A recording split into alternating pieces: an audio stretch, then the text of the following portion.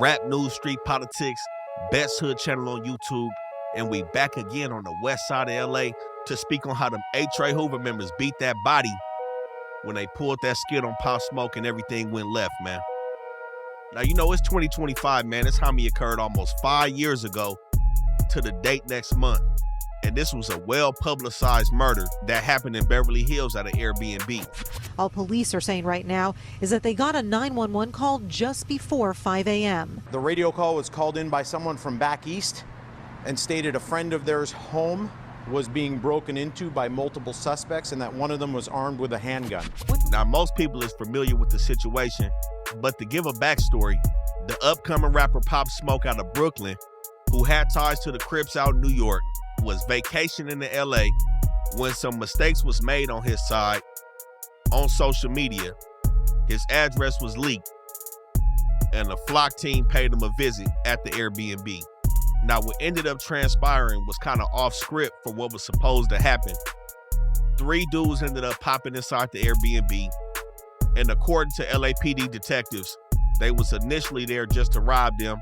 It was some jewelry, maybe some cash, and allegedly there was a Rolex that was in the situation as well that they ended up getting their hands on. But in the mix of the robbery, these dudes ended up catching Pop Smoke butt naked in the bathroom, man. He was in the shower. When they came through, some females was in the house. They ended up getting on him, and everything ended with him being pistol whipped and the autopsy saying shot twice, once in the torso and one in the back. Now, some reports said he was shot 3 times, but again, the autopsy has said that he was shot twice, pistol whipped in the face with minor bruises to the face. So, you know, this situation set everybody up, man, especially when they found out who was responsible for this move. Now, to those people in LA, man, when we found out that the H-Gang was a part of it, man, it came as no surprise. It was actually expected that it was the H-Gang, man, because of the reputation some members from Hoover have. You know what I'm saying? But initially, we got 5 dudes that was arrested in this case. There was 3 minors and 2 adults. So we're going to cover everybody's current status in this case that went down on that initial arrest and why 90% of these dudes right now are going to be able to see the light of day away from this case, and why 4 out of the 5 dudes that was initially arrested in this case are going to be able to wash their hands clean by the age of 25. Because some of your dudes are still locked up. Yeah, I can't address who did what. Yeah. I'm not going to go in detail about it, but... So you're the only one that's out, though? I don't want to address that. Yeah. Like, whatever social media find out, they find out. So like I said, there was 3 minors and 2 adults in this case. And right there starting off, this is where the media and the court paperwork kind of messed this whole situation up. Starting from oldest to youngest. In terms of who was arrested, we got Jaquan Murphy, who was 21 at the time, the oldest. We got Corey Walker, infant bear, who was 19 at the time. We got Keandre Rogers, Tiny Shady, somebody who the media messed up based on time of arrest and released this dude's name. He was 17 at the time of the homicide, 18 when he was arrested. And then we got Blockstar, whose name is King Vermont Rascal, the dude who y'all all saw doing them interviews that I got out and was talking about it on No Jumper, spoke on hella platforms about the murder. He was 16 at the time of the homicide. And then we got an unnamed 15-year-old, unnamed real name, but he go by Bam Bam from A-Tray Hoover. He was 15 and the alleged trigger man in the situation. Now, where the media and the paperwork got it twisted at the beginning was with Keandre Rogers and Jaquan Murphy. So because this homicide happened in February of 2020, all those ages that I named are the ages that these dudes are going to be stuck with the crime. But they ended up getting arrested in July of 2020. 5 months passed until they was picked up on these charges. So at that point, with Keandre Rogers being 17 in February, his birthday is in June, he turned 18 when he was arrested. So the court released his name. They was not supposed to because he was a minor at the time of the crime. This is where they screwed Keandre Rogers. We shouldn't even know this dude. But let him tell it. The ops know him. So it is what it is. But The reason why I say they got him and Jaquan Murphy mixed up is because Jaquan Murphy was the second adult that they confused with Keandre Rogers when all the chips fell to the floor. Reason being is, even though Jaquan Murphy got picked up with the situation, all charges on Jaquan Murphy was eventually dropped and he was found to have no wrongdoing in this case. So this the first dude that was picked up in that initial 5 that beat the case. But Jaquan Murphy probably got the most controversial role in this whole case. Reason being, there was a homicide that occurred in October 2023 that LAPD tried to stick in connection as a retaliation killing to this Pop Smoke homicide. The dude that got killed in that case was Jaquan Murphy's brother, Javante Murphy. The barrel was discovered at Malibu Lagoon State Beach 6 days ago. The coroner identified the body inside as 32-year-old Javante Murphy, an aspiring rapper. TMZ is reporting that Murphy is the brother of one of the 5 people arrested for the 2020 murder of rapper Pop Smoke. He was killed during a robbery in the Hollywood Hills. TMZ says investigators are currently looking into the possibility that Murphy's murder might have been a retaliation killing for Pop Smoke's murder. Now, like I said initially, detectives are saying that this got something to do with the Pop Smoke murder. I think some of the details was a little bit too much, with this dude being stuffed in a 55-gallon barrel and his killers basically tried to get rid of the body any way they could. You know, a real nasty murder, you know? But detectives basically saying that they can't confirm nor deny that this murder has anything to do with Pop Smoke. But we got to break it down. You know what I'm saying? So with Jaquan Murphy and Javante Murphy, like I said, everybody involved in this Pop Smoke shit is from A-Tray Hoover. The Murphy stayed off 79th and Dalton. If y'all don't know where that's at, that's A-Tray Gangsterhood. Not too far from 7-4 and A-Tray Hoover. This is the section that these dudes from, off 79th. The 2 individuals that were going to be accused of killing Javante Murphy is Joshua Lee Simmons and Dennis Eugene Vance. Now, I'm going to point out how this shit ain't got nothing to do with New York. Joshua Lee Simmons, already, you know, this a dude right here that had already messed up a couple times, man. Before this situation, he was already fighting a case where he had a nasty failed smash and grab robbery attempt in El Monte.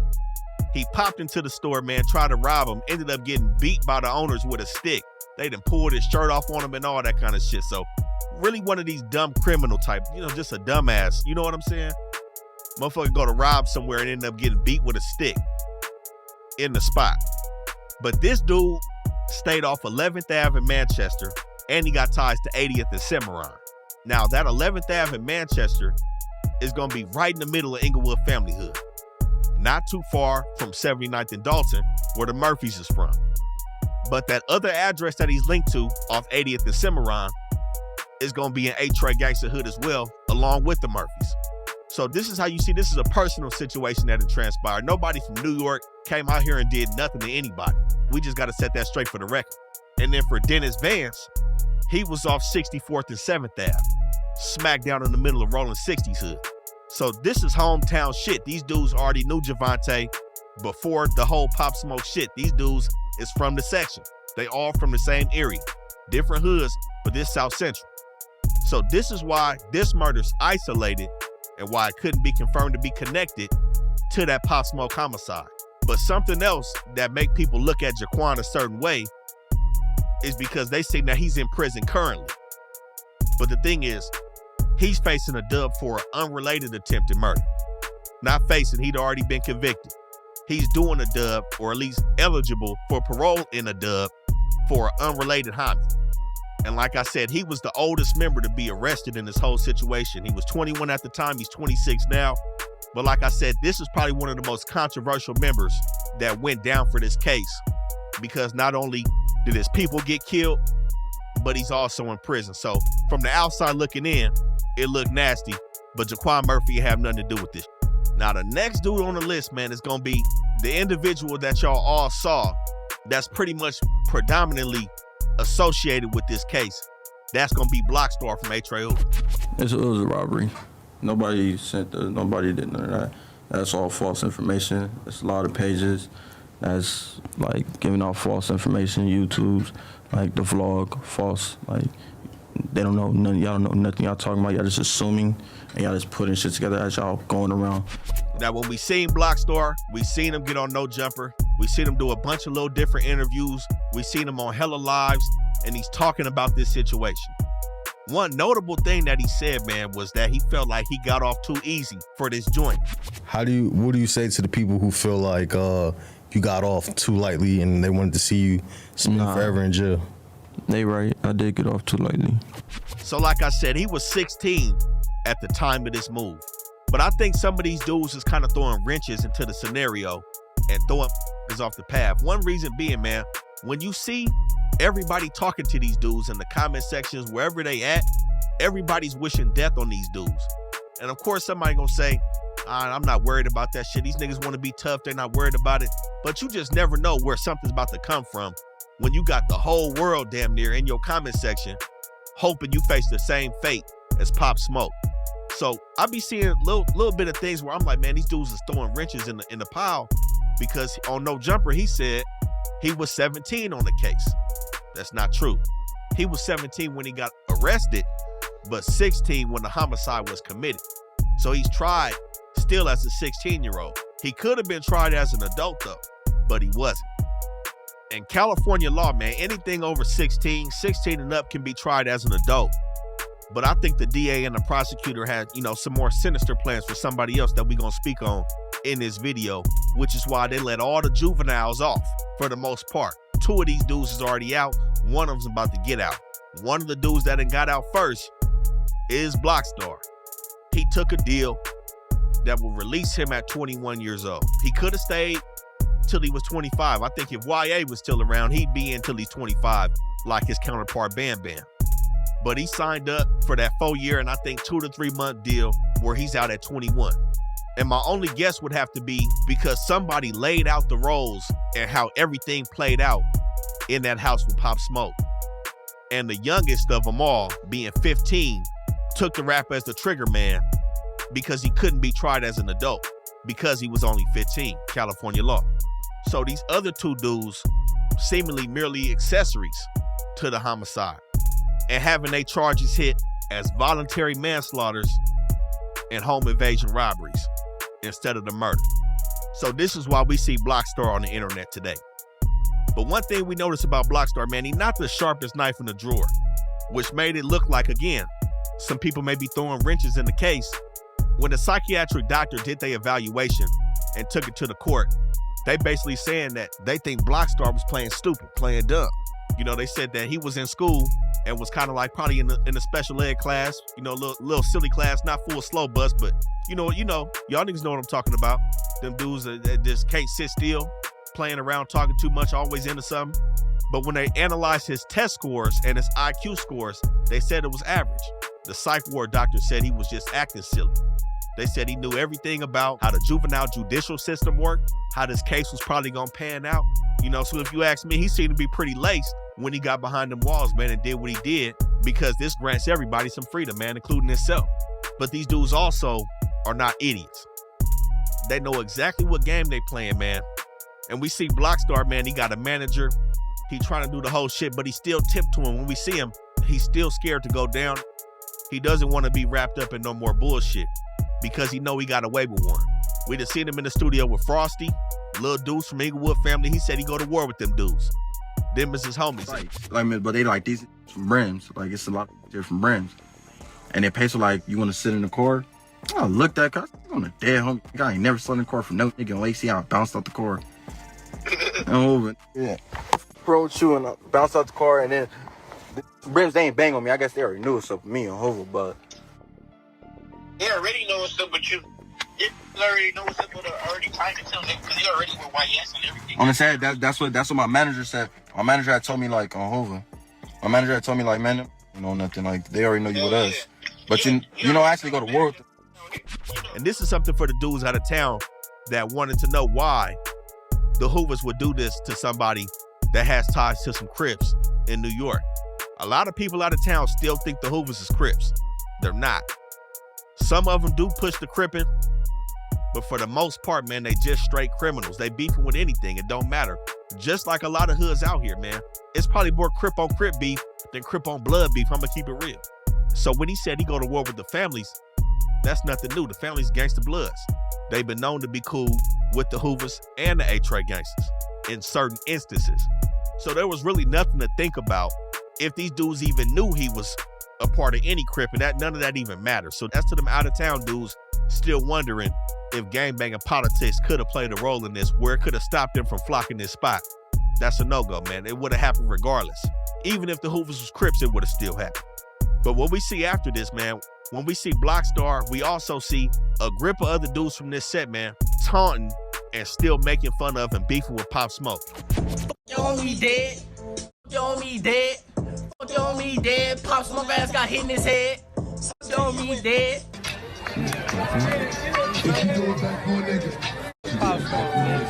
You know, the Hoovers is one of the most hated hoods in the city. That's just a fact that's well known, man. Sometimes them sets do be beefing with each other. It's definitely internal shit that be going on in the Hoovers, man, but it is a lot of unity that goes on as well, from 5 deuce to 5'9" to 7'4" to 8-tray, 9 deuce, 9'4", 107 and 11 deuce Hoover. Them dudes are pretty much tight-knit because it's them versus everybody for the most part. They are allied with a few things here and there, but for the most part, man, it's just them. So when this situation transpired, they see everybody kind of turning on their homies. They project that same shit back. So you see these dudes still dissing Pop Smoke. And in turn, man, Rowdy Rebel came out here and had some choice words to say, man. And I think that shit was ill-advised. I think, you know, it was right to have been walked back the way it was kind of done in No Jumper, where he went on to diss the city and diss the Hoovers. I understand it, what he meant by it, but, you know, you got to be careful. This ain't the only celebrity murder we done seen out here. How many times we got to do this over and over in L.A.? Shit, other celebrities is killing niggas in L.A. out here. We see how it go. So I think niggas just need to be treading lightly with who they dissing, what hoods they dissing out here, especially if they not from out here. No matter who you tapped in with out here, I'm gonna just say that. Because them niggas is probably beefing with them niggas that you dissing too. But so far, man, out of the 5, we got one dude, charges fully dropped, another dude, he outside playing ball right now.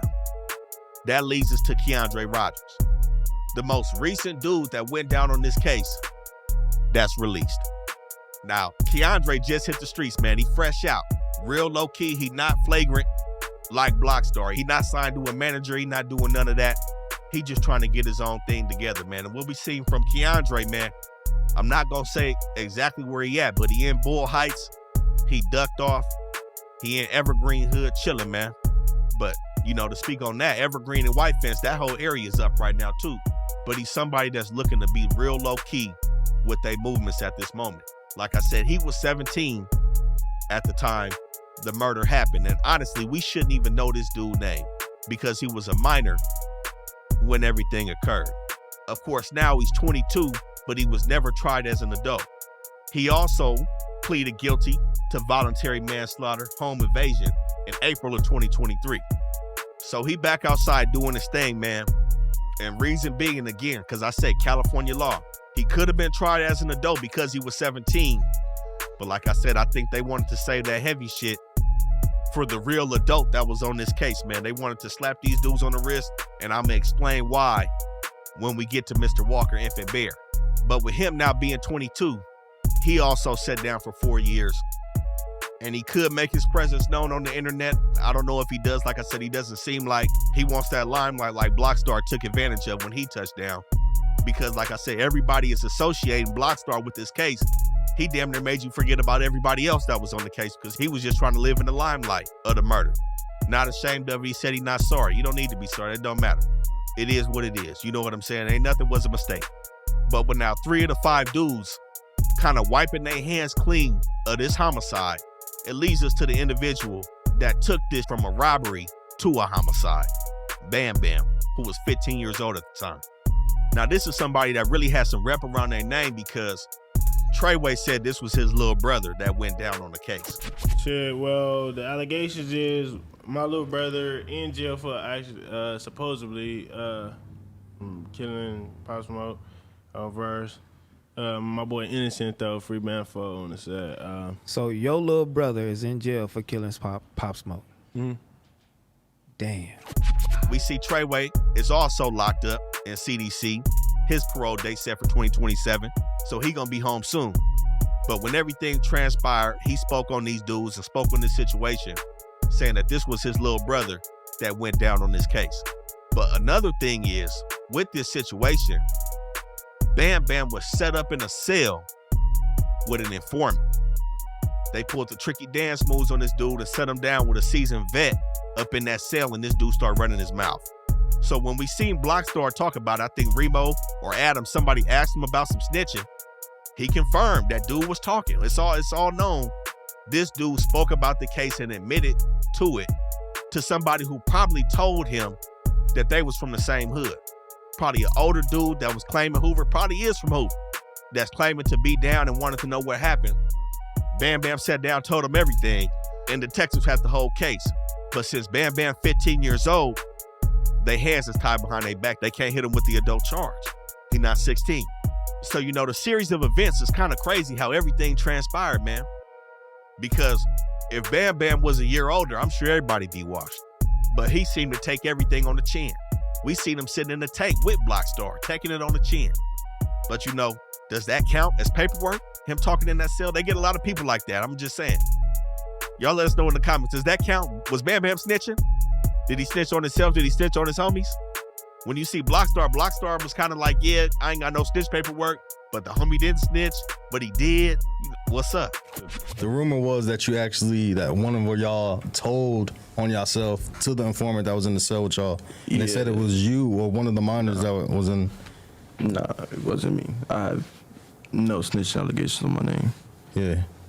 It was a situation, one of them, I spoke a little too much in the investigation room, but not in the investigation room. Not in the jail cell. Informant. He spoke to an informant. Yeah. He spoke a little too much, but he didn't speak. It wasn't nothing outrageous. Yeah. So it wasn't, you're not making it a big deal. Like, nigga, just shut up. But we young, so he a kid. Like, kids get excited about, you know. And you were the youngest one on the case at the time? I was second youngest. Second youngest? That's nasty. I mean, his snitching kind of got everybody home, plus himself. I don't know. Y'all let us know in the comments, man. But like I said, Treyway said this was his brother. Now, recently, we just seen Treyway drop a song with 22 G's. 22 G's is Pop Smoke Op. And, you know, he was flirting with this situation. We caught 22 G's talking about he with growth and development. He didn't want to diss nobody that died senselessly in some act of violence. And then we seen him taunting Pop Smoke and taunting 504 and talking about your homie just got knocked down. So, you know, it's still up between 22 G's and Pop Smoke camp and 504. And it's no coincidence that Treyway is doing the record with 22 G's. Shit, they got a cold alliance now. Every Pop Smoke op is looking to rock with the Hoovers now. But some interesting things about Bam Bam, man. Mind you, he was 15 at the time. He probably gonna do the second most time. He gets out at 25. He's still in there right now.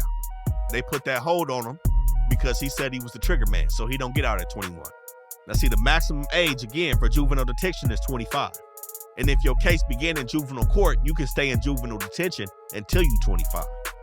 So none of these dudes ever have to hit the main line in the county or go to prison behind this shit, except for one person. But he did initially agree to the petition for first-degree murder and home invasion robbery and said that he intentionally discharged the firearm during the crime. And again, it's just the expectation that he gonna be sitting down till he's 25. But either way, like I said, 4 out of the 5 of these dudes is gonna see the light of day on this case by the age of 25, man.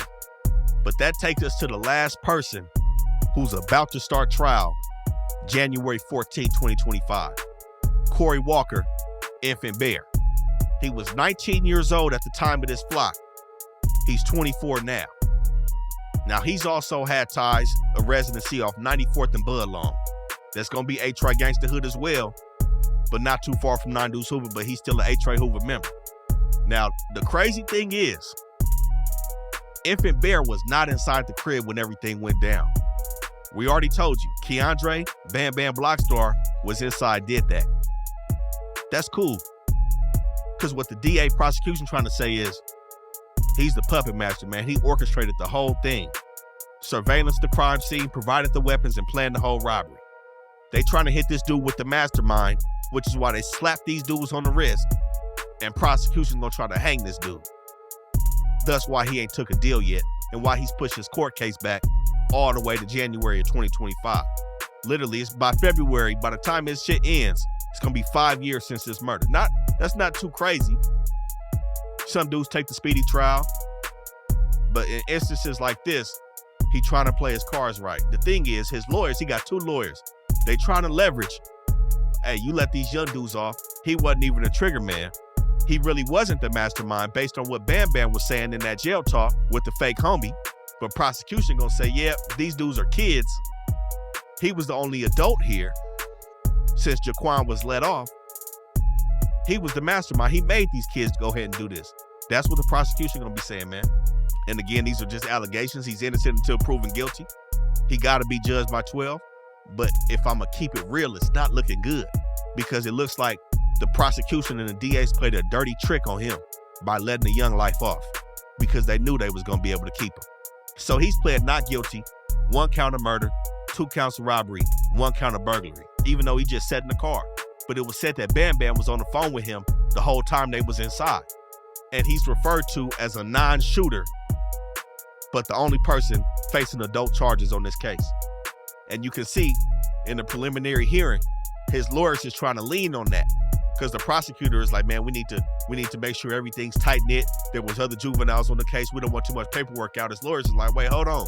The other juveniles is already settled with. They shit is already done. I.e., them dudes already finna get out. If not most of them already out, we don't need to keep anything sealed. We want everything on the table so it comes out in public that this dude had less involvement than it seems like he had. But there was another informant, man. Now this is where stuff gets messy. It's another informant that said Corey Walker admitted to his role during a secretly recorded phone call, man, on the tap. This is why he's failed to negotiate a plea deal. And this is how the skid is went left, man. Too many young dudes on this case, reckless, crazy case. But right now, Corey Walker is the last one that got an answer for the death of Pop Smoke. And he's probably gonna be the one to take the full rap for this. You know, getting out at 25, 21, 22, you got everything ahead of you. Hell, even 30. But with him being 24 right now, been down for, 5, gonna get some time served, but they still gonna try to hit this dude with a dub, for sure. But this is how the Maitre Hoover members ended up getting off with killing Pop Smoke, man. A young dude that didn't deserve to get killed, especially over what they said they got off it. You know, it's some reports that they only made 2 bands off the Rolex. Blockstar like, you don't know what you're talking about, but you know, come on. You know, it ain't like everybody hit for a 50 ball. The eyewitnesses in the spot. The prosecution talking about they got 100 exhibits. It's not looking good for Corey Walker, man, but everybody else gonna get to walk. Rap News Street Politics. Y'all make sure y'all like, comment, and subscribe to this, man. Stay tapped in with the channel.